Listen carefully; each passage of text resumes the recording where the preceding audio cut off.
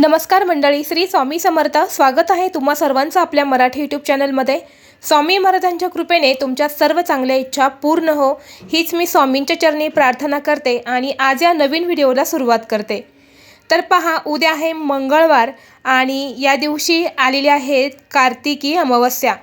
तर पहा, ही अमावस्या जी आहे, या अमावस्येला सोमवती अमावस्या देखील म्हटलं जातं, त्याचप्रमाणे कार्तिकी अमावस्या असंही म्हटलं जातं. आणि ही जी अमावस्या आहे, ही अमावस्या या वर्षातील शेवटची अमावस्या आहे.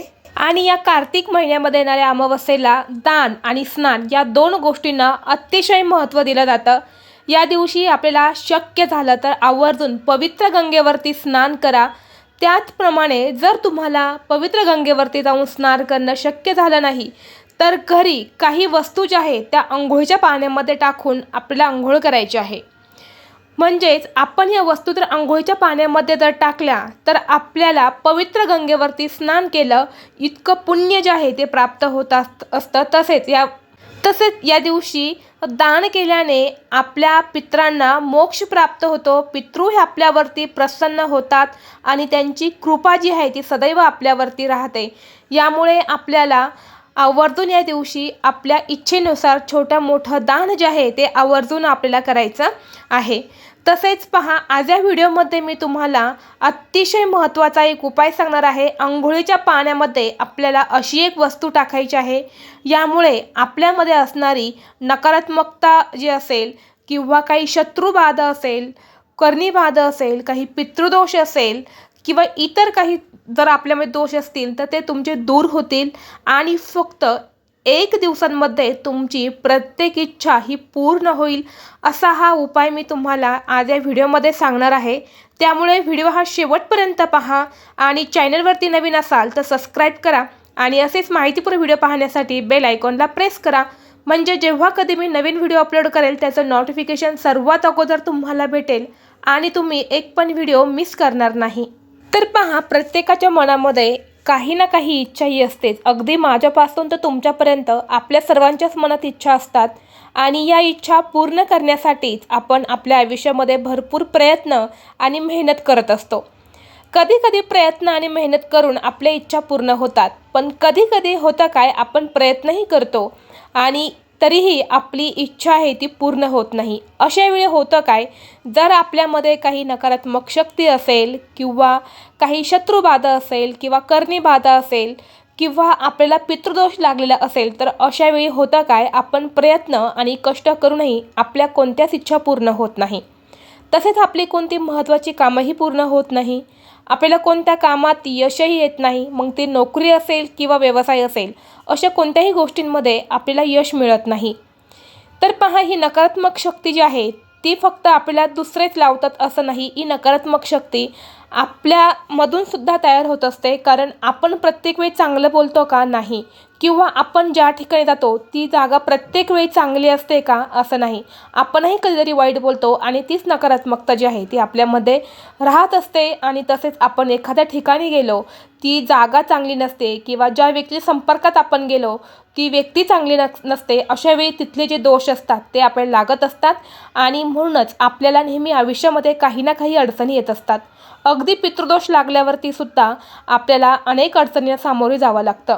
म्हणून जेव्हा काही विशिष्ट तिथी असते, जसे की पौर्णिमा आहे, अमावस्या आहे, एकादशी आहे, या तिथींवरती पवित्र गंगेवरती स्नान जर केलं तर या सगळे दोष जे आहेत ते दूर होतात. आणि म्हणूनच आता सर्वांनाच पवित्र गंगेवरती स्नान करणं शक्य नाही, परंतु आपण घरी काही वस्तू अंघोळीच्या पाण्यात जर टाकल्या आणि अंघोळ जर केली तर पवित्र गंगेवरती स्नान केलं इतकं पुण्य जे आहे ते आपल्याला मिळत असतं.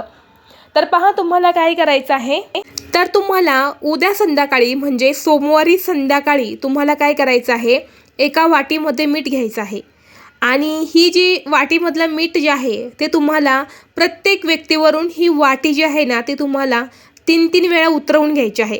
एकच वाटी घ्या, त्या वाटीमध्ये मीठ घ्या आणि ते घरातल्या लहान मुलांपासून ते मोठ्यांपर्यंत सगळ्यांवरून तुम्हाला ती वाटी उतरवून घ्यायची आहे आणि तुमच्या घरामध्ये तुम्हाला ठेवून द्यायची आहे एका कोपऱ्याला.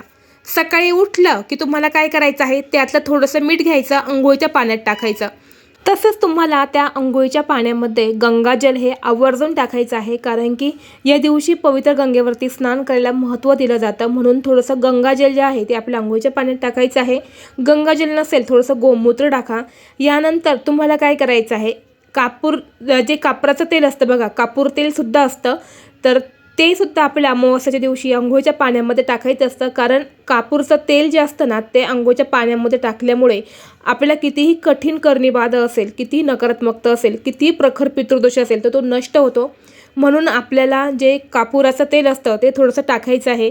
आता कापराचं तेल तुमच्याकडे नसेल तर काय करायचं, थोडासा कापूरचा जो तुकडा असतो ना तो घ्यायचा आणि तो त्या अंघोळीच्या पाण्यामध्ये टाकायचा. पण कापूरचं तेल असेल तर आवर्जून घ्या. तसेच जर तुम्हाला शक्य झालं तर पिंपळाची जी पानं असतात ती सुद्धा या दिवशी अंघोळीच्या पाण्यामध्ये टाकल्यामुळे त्याचासुद्धा तुम्हाला खूप फायदा होईल. कितीही प्रखर पितृदोष असेल तर तो तुमचा नष्ट होईल. तसेच चिमूटभर हळद जी असते ना ती सुद्धा तुम्ही अंघोळीच्या पाण्यामध्ये टाका. चिमूटभर हळद टाकल्यामुळे होतं काय, आपल्या घरामध्ये लक्ष्मी जर स्थिर राहत नसेल किंवा आपल्याकडे लक्ष्मी स्थिर राहत नसेल तर ती लक्ष्मी स्थिर राहायला सुरुवात होते. म्हणून चिमूटभर हळद जी आहे ती सुद्धा तुम्ही अंघोळीच्या पाण्यामध्ये आवर्जून टाका. पण तुम्हाला या दिवशी सगळ्यात महत्त्वाच्या ज्या गोष्टी आहेत ते म्हणजे गंगाजल किंवा गोमूत्र दोन्हींमध्ये तुमच्याकडे जे असेल ते तुम्हाला आवर्जून टाकायचंच आहे. आणि दुसरा गोष्ट म्हणजे मीठ हे अतिशय प्रभावी मानलं जातं या दिवशी अंघोळीच्या पाण्यामध्ये टाकण्यासाठी. त्यामुळे तुम्ही आवर्जून चिमूटभर खडे मीठ जे असतं ते अंघोळीच्या पाण्यामध्ये टाका. तसेच तुम्हाला पिंपळाची पानं भेटली ती सुद्धा तुम्ही नक्की टाका. तर तुम्हाला या सगळ्या वस्तू ज्या आहेत त्या तुम्हाला अंघोळीच्या पाण्यामध्ये टाकून अंघोळ करायची आहे. आता या वस्तूंमध्ये जर तुम्हाला एखादी वस्तू भेटली नाही, 2च भेटल्या किंवा 3च भेटल्या तर काहीच हरकत नाही, तेवढंच टाका. पण आवर्जून तुम्ही या वस्तू टाकून तुम्ही अंघोळ करा. कारण या वस्तू अंघोळ टाकून तुम्ही केल्यामुळे तुम्हाला एखाद्या चांगल्या तीर्थक्षेत्रावरती तुम्ही अंघोळ केली इतकं पुण्य तुम्हाला मिळत असतं. आणि यामुळे तुमच्याकडून झालेले काही पाप असेल किंवा काही चुका असतील तर त्या तुमच्या नष्ट होतात, पितृदोष तुमचा दूर होत असतो. तसेच बघा, अंघोळ करताना डायरेक्ट डोक्यावरती पाणी ओतायचं नाही किंवा गुडघ्यांवरती पाणी ओतायचं नाही. पहिला मग भरून उजव्या खांद्यावरती, नंतर दुसरा मग डाव्या खांद्यावरती आणि नंतर डोक्यावरती पाणी ओतून तुम्हाला अशा प्रकारे अंघोळ करायची आहे. आणि अंघोळ करत असताना तुम्हाला हनुमानांचा जप करायचा आहे. जय हनुमान किंवा जय श्रीराम असं म्हणत तुम्ही अंघोळ करा. आणि बघा चमत्कार, बघा तुमचं संपूर्ण आयुष्य बदलून जाईल.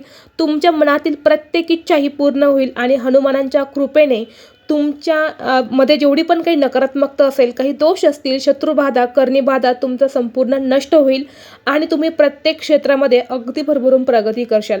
म्हणून तुम्ही हा एक उपाय या अमावस्येला नक्की करा.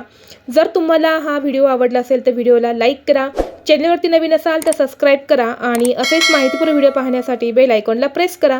चला तर मग भेटू असंच पुढल्या एका नवीन व्हिडिओमध्ये. तोपर्यंत सर्वांना श्री स्वामी समर्थ.